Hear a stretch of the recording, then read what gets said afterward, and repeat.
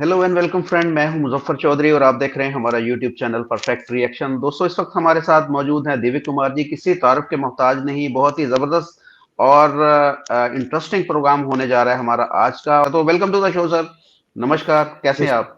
Thank you sir, शुक्रिया मुझे बुलाने के लिए। Thank you. मैं बिल्कुल ठीक हूँ। आप बताएं, आप कैसे हैं? मैं बिल्कुल ठीक हूँ। आजकल सर्दी बहुत ज्यादा है पाकिस्तान के अंदर, इसलिए थोड़ा सा इश्यूज चल रहे हैं। इंटरनेट खराब होता है, कभी कोई चीज खराब होती है, तो ये सारी चीजें चल रही हैं। नहीं नहीं, ये सर्दी इधर भी बहुत है। अच्छा सर, जो भारतीय प्राइम मिनिस्टर हैं नरेंद्र मोदी जी, उनकी कुछ तस्वीरें हमने देखी हैं लक्षद्वीप के अंदर।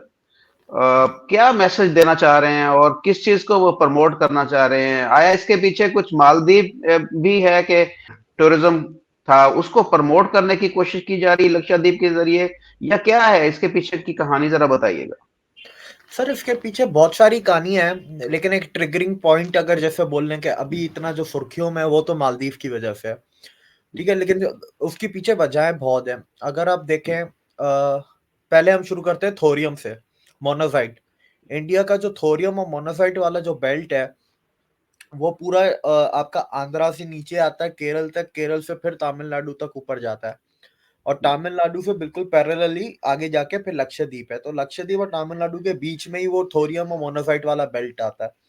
फिर जैसे अगर हम जैसे एक नेवल पोस्ट होती है या नेवल बेसिस होते हैं, चाइना के लिए स्ट्रेट ऑफ मलाक्का के लिए, बे ऑफ बंगाल के लिए आपके पास उधर अंडमान एंड निकोबार है। ये पाकिस्तान की साइड है। चाहे बाबल मंडेल हो गया, स्ट्रेट ऑफ हॉर्मोस हो गया, अरेबियन सी हो गया, या आपका वेस्टर्न कमांड हो गया, या पाकिस्तान हो गया, तो इसके लिए लक्षद्वीप का जो नेवल कमांड है उसकी बहुत ज्यादा हम्म, इंपॉर्टेंस है। अभी से नहीं, स्टार्टिंग से ही।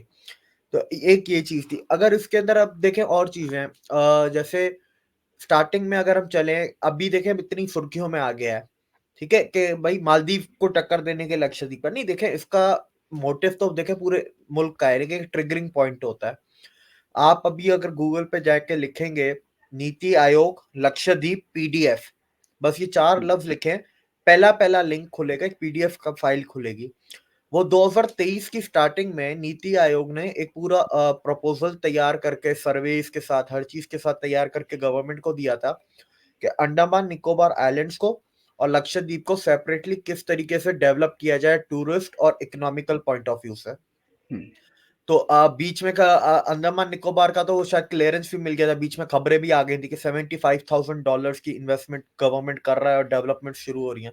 लक्षद्वीप की अभी तक हमें आई नहीं थी कोई भी ऐसी खबर ऑफिशियल। तो अब मोदी जी गए हैं, तो उन्होंने एक तीर से बहुत सारे शिकार कर दिए हैं।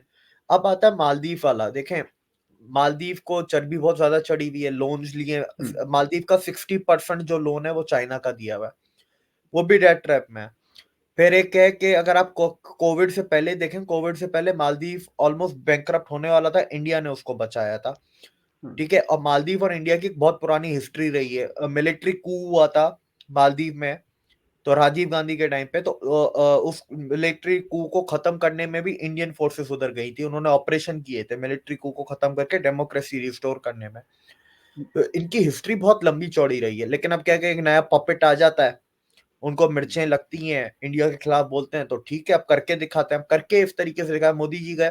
देखिए, मोदी जी अपने आप में एक ब्रांड है। He is an event by himself. वो इवेंट में नहीं जाते, वो जहां जाते हैं वो इवेंट बन जाता है। अगर आप देख लें, वो ऐसी बहुत सारी एग्जांपल्स हैं।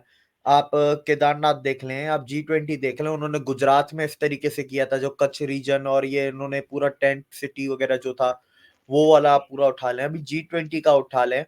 ठीक है, अभी आप ये देख लें, लक्षद्वीप का देख लें। मोदी जी लक्षद्वीप गए हैं। इंडिया की जो टॉप सर्चेस में लक्षद्वीप, मालदीव की टॉप सर्चेस में लक्षद्वीप। अब मालदीव को कितना बड़ा धक्का लगेगा आप इससे अंदाजा लगाएं कि मालदीव में 2.5 लाख इंडियंस जाते हैं हर साल टूरिज्म के लिए, और ये 2.5 लाख लोग मालदीव की 30% जीडीपी में कंट्रीब्यूट करते हैं। मालदीव की 30% जीडीपी। ठीक है, तो आप ये एक बहुत बड़ा धक्का है। अब ये कि रातों रात खत्म नहीं होगा। अब इंडिया में कमी कहाँ आती है? देखें, इंडिया हर साल $27 बिलियन खर्च करता है पूरी दुनिया में टूरिज्म पे, जो इंडियंस हैं। लेकिन दुनिया के उतने ही लोग इंडिया में नहीं आते, कम आते हैं।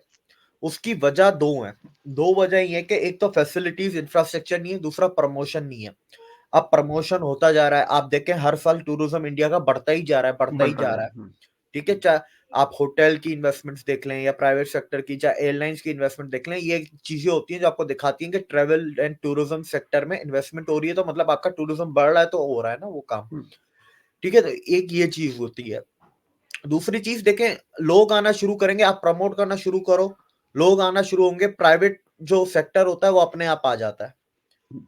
तो इसमें 2-3 साल बाद में देखेंगे, आप समझ लें 3 साल आप मिनिमम पकड़ के चलें, 3 साल बाद आप लक्षद्वीप को देखिएगा।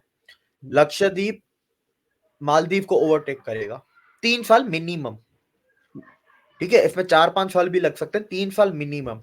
अच्छा, लक्षद्वीप में कुछ और प्रॉब्लम्स भी हैं, आपको बड़ा केयरफुली लक्षद्वीप को जो अगर आप रिपोर्ट्स भी देखेंगे ना, अंडमान निकोबार आइलैंड्स के रिपोर्ट्स में टेक्निकल चीजें फिर भी कम है कंपेयर टू लक्षद्वीप, क्योंकि लक्षद्वीप में इकोलॉजिकल सिस्टम और कोरल रीफ्स और वो पूरा हर चीज है, तो उसको भी बगैर खराब किए, बगैर बर्बाद किए, किस तरह उसको डेवलप किया जाए, मॉडर्नाइज किया जाए, उसकी एक जो होती है ना सोल को बगैर खराब किए किस तरह उसको प्रमोट किया जाए लक्षद्वीप को, तो ये सारी उधर चीजें चल रही है। अच्छा, मैं आपको बात बताऊं, कराची, आप भी कराची से बिलोंग करते हैं, कराची का साहल आपने कभी विजिट किया होगा, वहां पर कितनी गंदगी होती है और पानी भी साफ नहीं होता, ना ही वहां पर कुछ अट्रैक्शन के लिए कुछ चीजें दी गई हैं कि टूरिस्ट वहां पर विजिट करें। आप कैसे देखते हैं कि पाकिस्तान की जो इस तरह साहली पट्टी होती है, या इंडिया में जिस तरीके से आप बात कर रहे हैं लक्षद्वीप की या दीगर जो इंडोमान की बात कर रहे हैं, इनमें और उनमें क्या फर्क होता है कि इसमें, और साथ में हम उसको रख लेते हैं मालदीव को, तो क्या कितना फर्क है तीनों का आपस में? देखिए सर, बहुत फर्क है। कराची की जहां आपने हम्म, बात की, कराची में तो देखें आप बीच वाला फर्क, बीच में आपको महसूस ये होता है कि हवा तेज हो जाती है, मुंह पे मिट्टी लगती है, तो आपको लगता है कि बीच वाले हिस्से पे आ गए कराची में। हम्म, देखने से कहीं लगता है, इधर रोड पे तो बंगले शुरू हो जाते हैं डीएचए के। हम्म, ठीक है, दुनिया में कहीं नहीं होता। बीच जहां पर होता है वहां पर रोडों पे रेस्टोरेंट्स होंगे, कैफेज होते हैं, हट्स बनाए जाते हैं, उन हट्स या विलास को जो बीच के ऊपर ही होते हैं। इधर वो बीच बीच ही नहीं रहा। बीच को भी रेजिडेंशियल, वो देखे एमआर प्रॉपर्टी, वो तो बिल्कुल ही बीच पे बनी हुई है। कराची में अगर एमआर आप देखें, बीच को बेच दिया इन्होंने। बीच को बेच दिया है, वो तो बीच के ऊपर बनी हुई है। तो आप हम्म, इस तरीके वो बीच की जो एक एसेंस है वही आपने जब खत्म कर दी, तो फीलिंग कहां से आएगी? देखें गंदगी की, देखें इंडस्ट्रियल जो सिटीज होती हैं, अगर आप इंडिया में भी चले जाएं, तो अगर जो इंडस्ट्रियल सिटीज के पास जो बीचेस लगते हैं उस पे गंदगी होती है। उसकी दो वजह है, एक तो आबादी बहुत ज्यादा होती है, ठीक है, दूसरा टूरिज्म कम, आबादी ज्यादा होती है, दूसरा इंडस्ट्रियल सिटी होती है। लेकिन अगर आप इंडिया के दूसरे बीचेस जैसे अंडमान की बात कर लिया आपने, लक्षद्वीप की बात की, वो दोनों अलग चीज है, क्योंकि उसको आप शहरों से कंपेयर नहीं कर सकते, वो आइलैंड्स हैं, उनका इकोलॉजिकल सिस्टम अलग है, वहां के वाटर डेप्थ अलग है, वो पे आइलैंड है, आइलैंड के उधर एक अलग चीज होती है। अगर हम सिर्फ शहरों की, गोवा की बात कर लें, पौंडीचेरी की बात कर लें, या ओडिशा के जो बीचेस हैं, भुवनेश्वर के पास है, वो बीचेस बड़े साफ है। हम्म, ठीक है, क्योंकि वो टूरिस्ट लोकेशन है, वो इंडस्ट्रियल सिटीज, उस सिटीज में भी इंडस्ट्रीज है पर कम है, आबादी है पर कम है। ठीक है, अभी देखिए बीच में जैसे 2014 में मोदी आए थे, उसके बाद काफी बीचेस को साफ किया गया, नहीं तो इंडिया और पाकिस्तान के बीचेस में उससे पहले कोई ज्यादा फर्क नहीं था, अब बहुत फर्क है। क्योंकि वो 14 में वो चलाया स्वच्छ भारत अभियान, या 14 में चलाया था, तो उससे फिर वो बीचेस को बहुत साफ किया गया। अभी आप कभी तस्वीरें निकालें, मुंबई बीच 2014 से पहले और 2014 आज की तस्वीर निकालें, आपको जमीन आसमान का फर्क नजर आएगा। फिर एक बीच भी नहीं है, बहुत सारे बीचेस हैं, पहली चीज। अच्छा, दूसरी चीज, टूरिस्ट क्यों आएंगे बीच के लिए पाकिस्तान में? सर आप खुद बताएं, घोड़े के लिए, ऊंट की सवारी के लिए तो कोई भी नहीं आएगा पाकिस्तान। ऐसे ही। और फिर आप बीच पे जाके स्विम सूट ही नहीं पहन सकते, तो टूरिस्ट तो नहीं आएंगे ना इधर।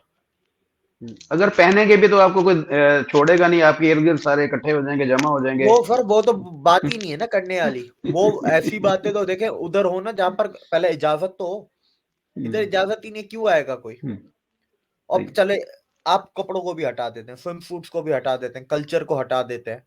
ठीक है, घोड़े के लिए, ऊंट की सवारी के लिए, और एक तरफ डीएचए के बंगले और दूसरी तरफ समंदर को देखने कौन आएगा?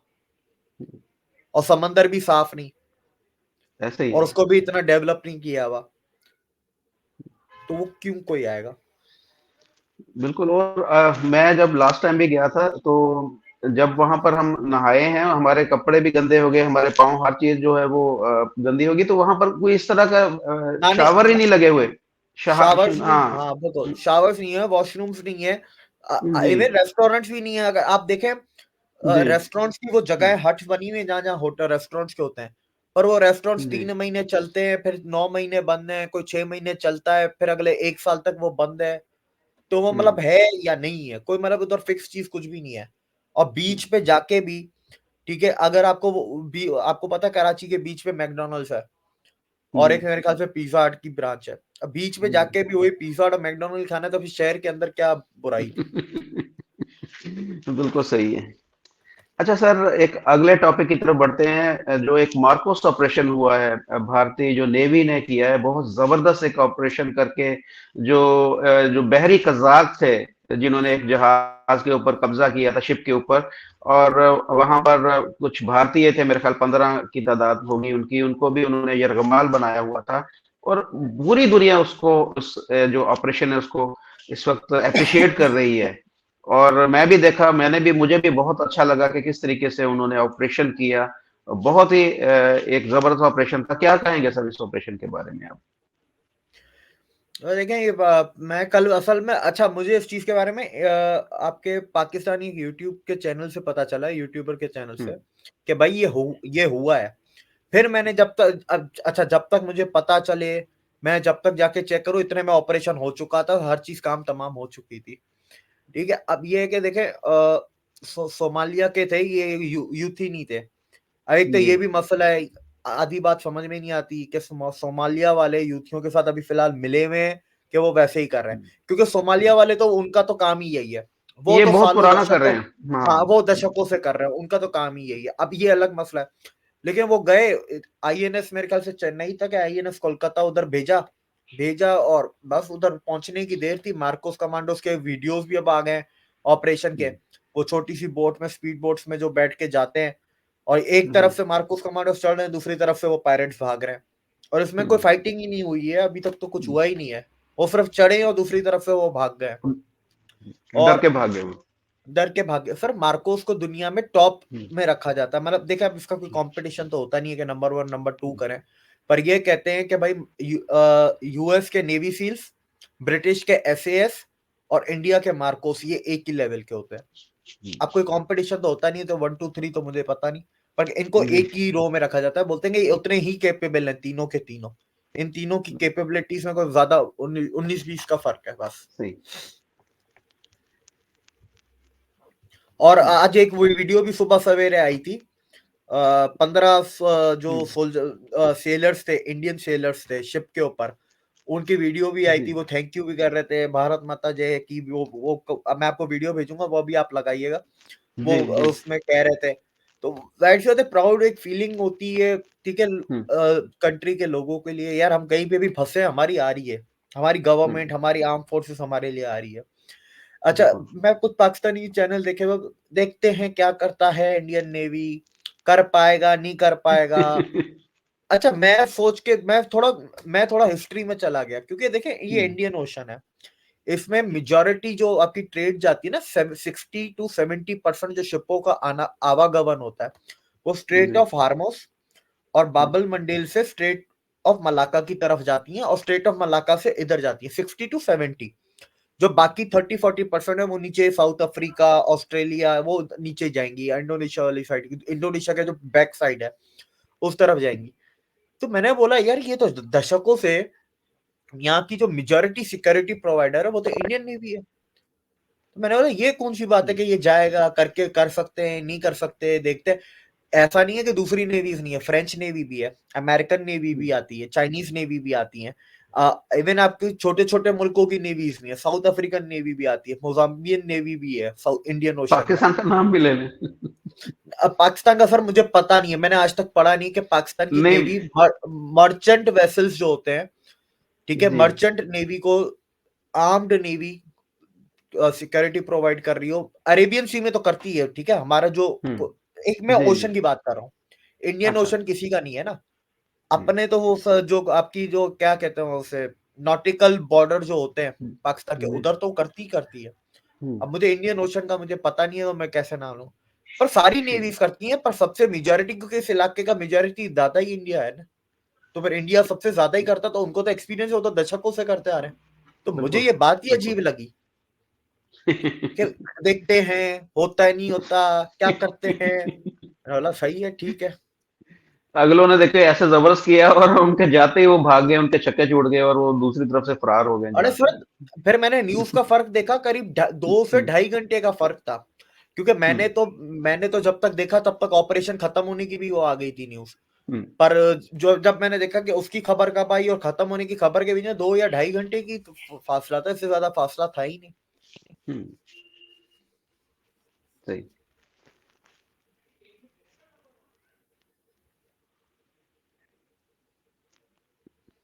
अच्छा सर, अब आखिरी में हम जानते हैं आपसे ऑटो इंडस्ट्री के बारे में। हमने एक प्रोग्राम भी किया था लास्ट में, तो हमने उसके अंदर जो है ऑटो इंडस्ट्री के बारे में डिस्कस किया था। बहुत सी अच्छी खबरें हैं ऑटो इंडस्ट्री के बारे में, जरा उसके बारे में डिटेल से बताएंगे। देखो सर, ऑटो इंडस्ट्री ग्रो करती जा रही है। उन्होंने एक नया माइलस्टोन क्रॉस किया है, 41 लाख कार्स को सेल किया है एनुअली। हम्म, और जो जी। रिपोर्ट्स या जो आपको डेटा शो कर रहा है, ईयर ऑन ईयर ग्रोथ जो शो करता है, उसके हिसाब से कह रहे हैं कि 2030 तक इंडिया की auto industry Chinese auto industry को ओवरटेक कर लेगी। गुड। इसकी बहुत सारी वजहें हैं। इंडिया एक ग्रोइंग कंट्री है, एपेटाइट बढ़ रहा है, इनकम्स बढ़ रही हैं, लोगों की परचेसिंग पावर बढ़ रहा है, एक्सपोर्ट हो रही है इंडिया से। ठीक है, इसके साथ साथ एक और वजह ये भी है कि चाइना से तो कंपनियां निकल भी तो रही है ना, वो भी हमें देखना हम्म, पड़ेगा। हम्म, चाइना की जो जैपनीज जैपनीज ऑटो कंपनीज जो चाइना के अंदर थी, उन्होंने अपने मिशन को बंद किया है, फैक्ट्रियों को बंद किया है। Nissan, Mazda, Honda, Toyota, Suzuki, ये जो जैपनीज ऑटो, मित्सुबिशी हो गई, जो ये जी। जैपनीज कम ऑटो मैन्युफैक्चरर्स थे। कोमात्सु हो गया आपका, हुंडई हो हम्म, गया, हुंडई नहीं सॉरी, कोमात्सु जैपनीज है। जो और भी कोई जैपनीज कंपनीज है, तो उन्होंने अपना बंद किया है काम। हिटाची हो गया हम्म, आपका। ठीक है, तो उस वजह से तो बहुत सारी वजह है इसमें। देखें, एक ऑटो इंडस्ट्री को देखें, ये आत्मनिर्भर है। तो आत्मनिर्भर भारत का जो विजन है, ठीक है, ये देखें, आत्मनिर्भर भारत कोई रातों रात नहीं होगा, 2 साल, 3 साल, 5 साल, 10 साल में भी नहीं होगा। ये 15, 20, 25 साल लगेंगे। पर ये दिख रहा है कि वो होता है ना कि 25 साल में भी आप फिर एक monthly target, quarterly, half yearly, yearly target, ठीक है, 5 ईयरली, 3 ईयरली टारगेट। तो ये टारगेट्स हैं जो अचीव इंडिया करता जा रहा है, और ये हम्म, दिखा रहा है कि इंडिया बिल्कुल राइट ट्रैक पे है। इनकी पॉलिसीज, इनकी जो डेवलपमेंट का जो पेस है, या इनका जो भी विजन है, और जो भी मेहनत ये कर रहे हैं, वो बिल्कुल सही तरीके से हो रही है और लग रही है। आप दूसरी इंडस्ट्रीज को उठा लें, आप पेट्रोकेमिकल्स को उठा लें, आप रिफाइनिंग में हम्म, उठा लें। ठीक है, पेट्रोकेमिकल्स में दुनिया में तीसरे नंबर पे, चौथे नंबर पे सॉरी, हम्म, फोर्थ नंबर पे इंडिया आता है, और बहुत जल्द तीसरे पे आने वाला है इंडिया। तो इंडिया सिर्फ एक हर इंडस्ट्री में दुनिया से कॉम्पीट करता जा रहा है। फूड प्रोसेसिंग में इंडिया दुनिया में बहुत पीछे होता था, अब फूड प्रोसेसिंग में आ गया। फूड प्रोसेसिंग पार्क्स खोले जा रहे हैं, उसके अंदर एफडीआई की जा रही है, लोकल इन्वेस्टमेंट्स की जा रही हैं, लोकल ब्रांड्स को खड़ा किया जा रहा है। तो आप अब देखेंगे 4 साल 5 साल बाद फूड प्रोसेसिंग में भी इंडिया टॉप 3 में ही होगा, टॉप 4 टॉप 3 में होगा। तो कुछ इंडस्ट्रीज जिनको कभी हाथ भी नहीं लगाया गया था, उनको भी हाथ लगाया जा रहा है। जो पहले से चल रही थी, उनको और ज्यादा एम्पावर किया जा रहा है, उनमें ईज ऑफ बिजनेस लाई जा रही है, उनके और भी चीजें दी जा रही हैं। हम्म, ठीक है, कि आप ऊपर चढ़ते जाओ। तो ऐसी बहुत सी चीजें हैं, जैसे जूट है, कुछ डाइंग इंडस्ट्रीज होती हैं, आपको उनको सस्टेन करना पड़ता है। तो अब जैसे वो कंपलसरी इंडिया में कर दिया कि जो एग्रीकल्चर का जो पैकेजिंग होगी, वो जूट पैकेजिंग होगी, इसका कानून हम्म, निकाल दिया। तो जूट हाँ। इंडस्ट्री से बच गई, उसकी डिमांड बढ़ गई, क्योंकि कंपलसरी हो गया। तो आप इस हम्म, तरह डाइंग इंडस्ट्रीज को भी बचाने की बहुत किस्म की होती है ना, नई इंडस्ट्रियां लाना, जो पहले जी से जी, हैं उनको बढ़ाना, उनको और जो बचाना। इंडस्ट्रियां खत्म हो रही हैं उनको किस तरह बचा के चलाना। हम्म, सब हो रहा है एक साथ। चाहे वेपन इंडस्ट्री आप देख लें, वेपन डिफेंस में चले जाएं, डिफेंस पार्क यूपी में बन रहे हैं। ठीक है, हम्म, आप टेक्सटाइल पार्क, 7 टेक्सटाइल पार्क अभी 2023 में ही हुए थे, जो हम्म, फाइनलाइज किए गए थे, उनके ऊपर कंस्ट्रक्शन का काम चल रहा है। 2 एरोस्पेस और एविएशन पार्क है, एक तो मेरे ख्याल से तमिलनाडु में है। तो वहां पर उस पे फैक्ट्रियां भी लग गई हैं, 2-3 फैक्ट्रियां लग भी चुकी हैं जिसपे काम हो रहा है, मतलब उन्होंने अपना काम शुरू कर दिया उधर ही। अच्छा, उसी स्पेस पार्क में एरो एविएशन जो भी पार्क है वो जीएमआर ग्रुप का है, उसके अंदर ही स्काई रूट और ये जो आपकी इंडिया की प्राइवेट स्पेस कंपनीज हैं इनके भी फैक्ट्रीज उधर ही हैं, ऑफिसेस, जिन्होंने ये अभी रॉकेट्स वगैरह, अग्निकूल हो गया, स्काई रूट हो गया। तो ये आहिस्ता आहिस्ता स्लोली, ये फ्लो प्रोसेस है, लंबा प्रोसेस है जी। आत्मनिर्भर होना। पर ये होता है कि ये जो छोटी छोटी चीजें होती है ना, ये सिर्फ एक सेटिस्फेक्शन भी होती है, एक मोटिवेशन होती है, दूसरा एक रिजल्ट कार्ड है आपके लिए कि भाई आप सही ट्रैक पे जा रहे हो, सही दिशा में जा रहे हो, और आप ऐसे ही चलते जाओ, आप पहुंच जाओगे। बिल्कुल। तो किसी भी मुल्क की इकोनॉमी में जो उसकी स्मॉल मीडियम इंडस्ट्री होती है वो बैकबोन होती है उसकी, तो ये तो स्मॉल मीडियम से भी थोड़ी सी आप जो बता रहे हैं उससे बड़ी, ये तो मीडियम मैं इंडस्ट्री से भी ज्यादा हो। मैं आपको मीडियम का बताता हूँ, इंडिया में मीडियम इंडस्ट्री के लिए क्या किया जा रहा है। एसएमईज के बारे में देखें, सबको पता है, मैं एसएमईज के बारे में नहीं दूंगा। एक बहुत क्रूशियल चीज होती है एमएसएमईज के लिए, उनको एमएसएमईज देखें बड़ी तब होंगी, उनके पास क्वालिटी की कमी नहीं होती एमएसएमईज के पास, उनके पास स्किल लेबर की कमी नहीं होती, उनके पास ऑर्डर्स की भी कमी नहीं होती, क्लाइंट्स की, कस्टमर्स की, उनके पास कमी होती है पैसों की। अगर एसएमईज को पैसे टाइम पे मिले, लोन पे, क्रेडिट पे, ठीक है, तो वो बड़ी कॉर्पोरेशंस बन सकती हैं, बड़ी कंपनियां। इंडिया में क्या किया है अभी कि वो जो डिजिटल क्रेडिट नेटवर्क सिस्टम बना दिया, ओसियान, ओसीईएन, या मैं नाम अभी एब्रीविएशन भूल रहा हूँ, पर उन्होंने पूरा डिजिटल नेटवर्क सिस्टम बना दिया है जिसमें कंपनी की जो जितनी भी रिक्वायर्ड चीजें होती है ना, वो पहले से उसके अंदर फीड होंगी उस नेटवर्क में। कैसे? इंडिया का टैक्स सिस्टम उस नेटवर्क के साथ कनेक्टेड होगा, इंडिया का जो जीएसटी सिस्टम है वो उसके साथ कनेक्टेड होगा, या इंडिया का जो भी कंपनी से जो सेबी वगैरह है वो उसके साथ कनेक्टेड होगा, या जो भी रजिस्ट्रेशन अथॉरिटी है स्टेट लेवल पे या सेंट्रल लेवल पे, अगर वो एक्सपोर्ट इंपोर्ट का काम करता है तो जो एक्सपोर्ट इंपोर्ट के जो ब्यूरोज होते हैं, जो एजेंसीज होती है, वो उसके साथ कनेक्टेड होंगी। उस एक एमएसएमई का डेटा पहले से उस प्लेटफॉर्म पे है, तो उस प्लेटफॉर्म से उस बंदे को, उस कंपनी को, उस छोटी सी कंपनी को जो लोन है वो बहुत जल्दी मिलेगा, क्योंकि डॉक्यूमेंटेशन पहले से ऊपर है, मतलब हर सही। चीज पहले से वेरीफाइड हो गई है। तो ये जो आपके डॉक्यूमेंट सबमिट करना, वेरिफिकेशन के जो ये 1.5-2 महीने होते हैं, पहले तो आपके ये खत्म हो गए। फिर इंटरेस्ट रेट उसमें कम कर दिए गवर्नमेंट्स ने, तो कॉस्ट ऑफ लोन जो होता है, कॉस्ट ऑफ लोन को भी उन्होंने कम कर दिया, ठीक है, आसान हो गया। तो वो एक और आसानी हो गई, और फिर जल्दी अप्रूवल, उससे क्या होता है, बिल्कुल। अल्गोरिथम्स बनाए हुए उन लोगों ने, ठीक है, डिजिटल अल्गोरिथम्स होते हैं जिसको जो इंश्योरेंस कंपनीज में ज्यादातर ये करते हैं ना, एक्चुअरीज जो करते हैं, ठीक है, इसके स्पेशलाइज्ड फोरकास्टिंग वो अल्गोरिथम्स होते हैं मैथमेटिकल अकाउंटिंग के, उसके बेसिस पे वो एक अंदाजा लगाते हैं कि यार इस कंपनी को हम मैक्सिमम कितना लोन दे सकते हैं। तो वो डिजिटल अल्गोरिथम्स डिजिटली डाल दिए हैं, वो उनको पहले से बता देंगे भाई इतना लोन हम इनको विदाउट कोई भी चीज गिरवी रख के दिए दे सकते हैं, इससे ज्यादा लोन देना है तो हमें इनसे कुछ ना कुछ गिरवी रखवाना पड़ेगा, ठीक है, और इससे भी ज्यादा लोन देंगे तो ये इंटरेस्ट रेट, ये लोन लेंगे तो ये इंटरेस्ट रेट, और विदाउट गिरवी तो ये इंटरेस्ट रेट, तो हर चीज डिजिटली आ जाएगी। सही। वो बैंकों में हेड ऑफिस गया है लोन अप्रूव होने, हेड ऑफिस वाले काम करेंगे। मैं पाकिस्तान की मिसाल दे रहा हूँ, मुझे इंडिया का नहीं पता जी। हेड ऑफिस जाता है कि नहीं, जी। पाकिस्तान में ऐसे ही होता है।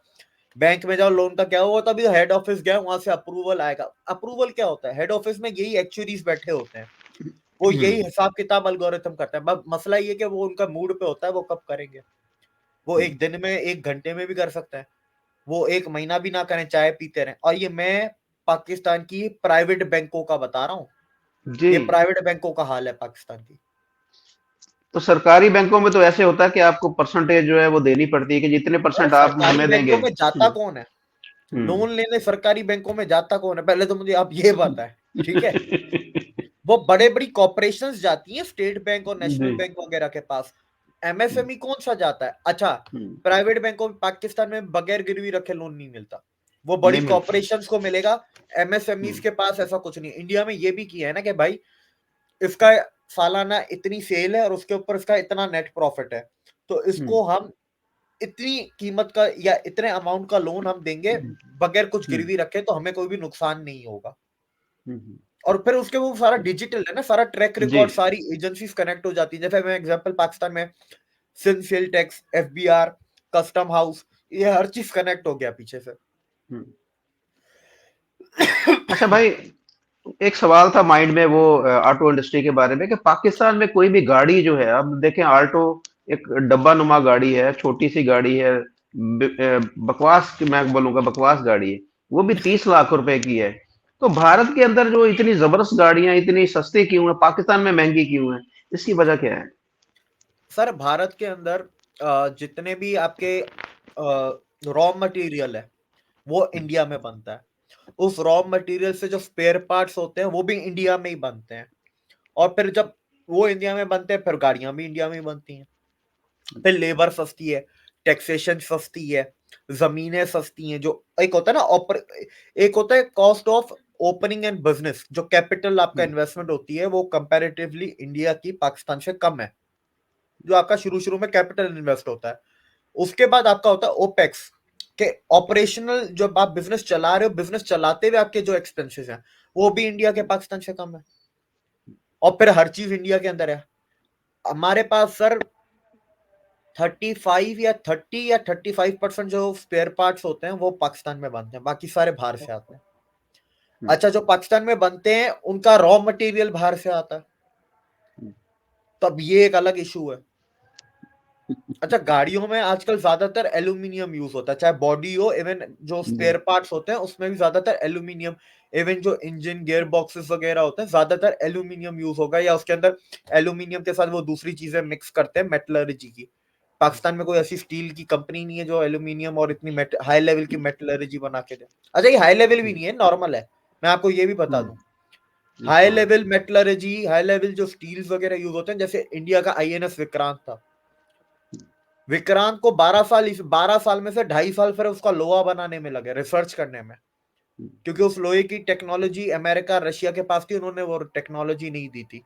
तो इंडिया में वो रिसर्च हुई कि इस किस्म का लोहा कैसे बनता है, फिर उसको बनाया गया इंडिया की जो सेल है, स्टील अथॉरिटी ऑफ इंडिया, और फिर उसको विक्रांत में लगाया गया। वो होता है हाई लेवल। गाड़ियों में हाई लेवल नहीं होता, ओपन है, सबको पता है, पर प्लांट तो हो ना, अब वो भी इंपोर्ट होगा। फिर हमारी लेबर बिल्कुल। महंगी, फिर हमारी टैक्सेशन। अच्छा, बिजली। फाइलर का टैक्सेशन, इसका टैक्सेशन, ड्यूटी अलग लगेगी, स्पेयर पार्ट पे ड्यूटी लगेगी, इंजन पे ड्यूटी अलग लगेगी। तो इतना कुछ है सर, फिर महंगा तो पड़ी। फिर मोनोपोली, आप ये देखें ना, ये हमारे पास आजकल ये गाड़ियां इतनी ऑप्शन आ गया, एमजी आ गई, किया आ गई, हुंडई आ गई, कितना टाइम पहले आई? 3-4 साल पहले ही आई है। जी। 4 साल पकड़ लें, जी, 4 साल में। 4 साल पहले। आजादी से लेकर 4 साल पहले तक क्या थी? टोयोटा, होंडा, सुजुकी, दादागिरी उनकी। पूरी दुनिया में जब मेहरान बंद हो गई तब जाके पाकिस्तान में मेहरान लॉन्च की थी इन लोगों ने 89 में। ऐसे ही है। और जो 89 में लॉन्च की थी, 2017-18 का जो आखिरी मॉडल था, वो कोई फर्क नहीं दोनों में, सेम है। सेम है।